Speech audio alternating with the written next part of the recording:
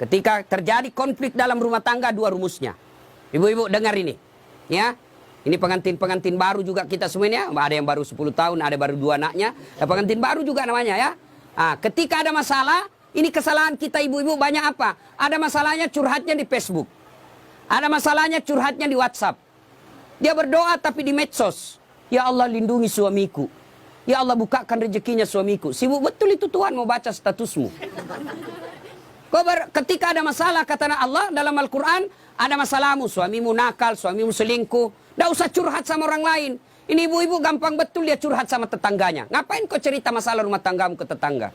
Besok-besok ada Vina bertengkar sama suami, jangan terlalu cepat cerita sama orang tua. Langsung kau curhat sama orang tuamu, kau telepon menangis-nangis. Besok 2 minggu kemudian akrab lagi. Apalagi kau sudah ungkap semua kejelekan suamimu. Tidak usah. Ada masalahmu, kata Allah, ista'inu bisabri wassalah. Sabar, perbaiki solatmu, saya yang selesaikan masalahmu. Bagaimana itu sabar? Aplikasinya.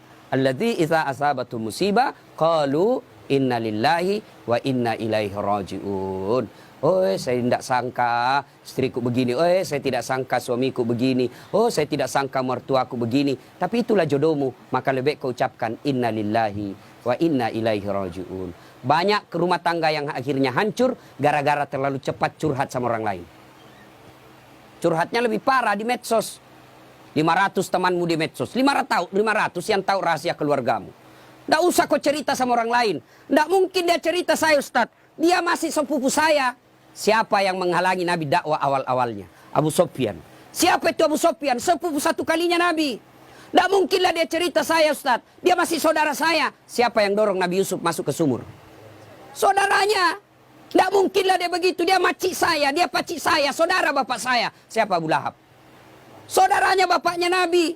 Jadi barangkali ketika kondisi normal rumah tanggamu, tidak ada yang sentimen. Tapi ketika kondisinya lain dari yang biasa, dia lihat rumah tanggamu bahagia. Dia lihat rumah tanggamu kaya. Dia miskin saudaramu. Saudara sekandung. Belum tentu dia baik. Ada namanya dengki. Ini setan masuk. Dia hasutlah kau.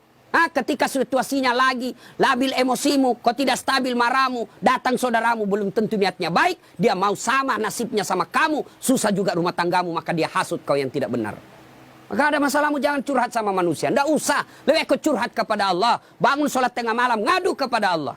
Termasuk ibu-ibu nih, yang sudah mulai tua, muka-muka sakaratil maut, suami mulai lain-lain, tidak usah kau curhat sama orang lain, curhat kepada Allah. Ya Allah, Engkau yang memelihara suami saya. Ya Allah, lindungi suami saya. Ya Allah, bahagiakan rumah tangga saya. Allah sudah janji, ud'uni astajib lakum. Minta kau sama saya, pasti saya kasih. Itu janji Allah. Ya, maka ibu-ibu, saya yakin di sini semua punya ada ke rumah tangga tidak ada masalahnya? Kira-kira ada rumah tangga tidak ada masalahnya? Tidak mungkin. Jangankan manusia biasa, Nabi saja ada masalahnya. Dalam rumah tangga, dalam struktur keluarga, Nabi diusir. Diusir dari Mekah kan, hijrah ke Madinah. Siapa yang usir? Bukan orang lain. Siapa? Pamannya sendiri. Dalam ekonomi, apa Nabi kaya? Tidak, Khadijah tadinya kaya, miskin setelah bersuamikan Rasulullah. Sampai dijelaskan pernah 3 hari 3 malam tidak makan. Itu Nabi. Dalam kesetiaan rumah tangga, Nabi pernah diuji dengan kesabarannya. Dengan cara apa? Aisyah difitnah selingkuh. Itu Nabi, apalagi kita. Ada yang bilang sama Ustaz, hebat betul rumah tangganya. Kenapa? Bahagianya rumah tangganya. Kenapa kau tahu? Itu foto-fotonya di Facebook, romantisnya. Ya itu foto di Facebook berapa menit kita bisa bikin.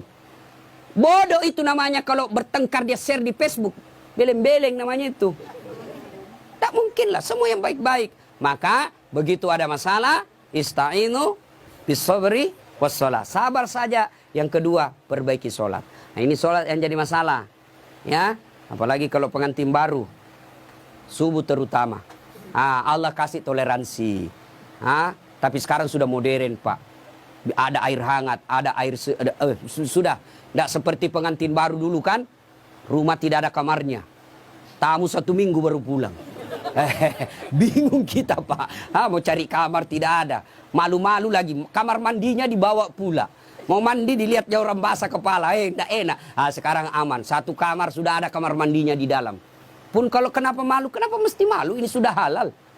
Ya. Nah, ibu bapak, saudara-saudara sekalian, banyak yang ingin saya sampaikan tapi waktu yang terbatas. Ada yang saya lupa satu.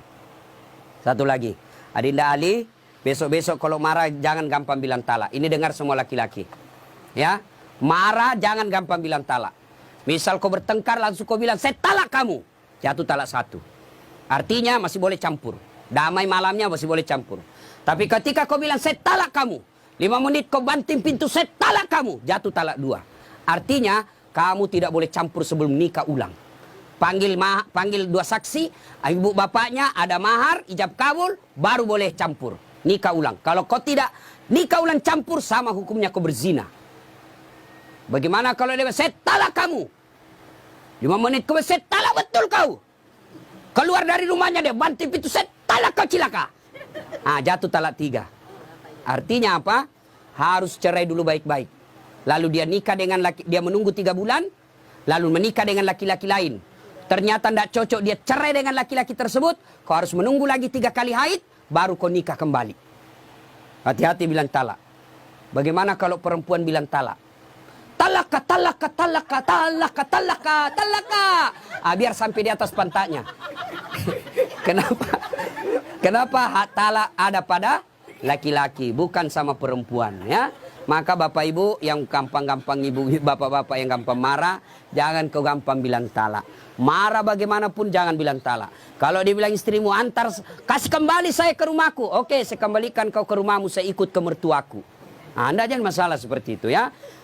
Besok-besok Ali cari harta, jangan menghalalkan segala cara. Tapi insya Allah, saya tahu betul ini PJ atau Ali sangat disiplin dalam soal halal atau haram. Insya Allah.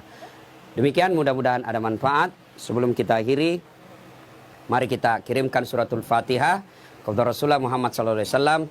Khasiat dan keutamannya kita ikhlaskan untuk kedua mempelai.